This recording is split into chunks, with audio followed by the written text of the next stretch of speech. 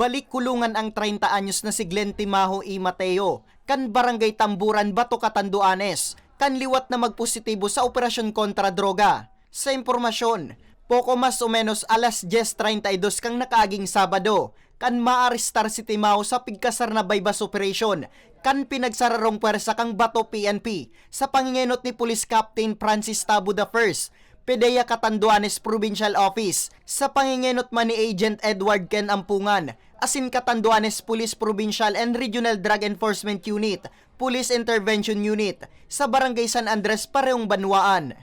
Glenn Timaho, previously convicted, ex-convict for drug case, drug violation. Nag-serve na siya ng 3 years sa kulungan for drug violation.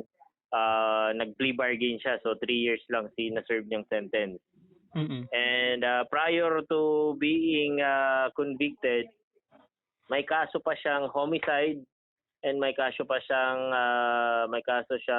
child abuse. Na-recover sa posisyon ni Timaho ang sarong pakete ng sigarilyo na may laog na sarong plastic sachet ding pigtutubudang shabu na may gabat na 50 gramo asin pigkakarkulong 350,000 pesos ang street value.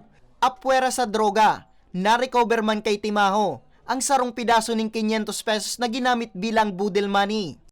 Pero sa gobyerno kang PDEA, PNP, dai mapundo hanggat dai ka mo nadadakop kung dai ka mo mapundo sa pag-imbelto kay ning illegal na droga. Dakul na pamilya, dakul na buhay ang niraraot nindo.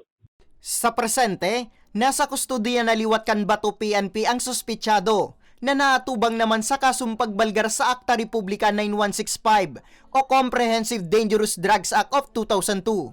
Para sa mga baretang Tatak Bicol, Nomer Corporal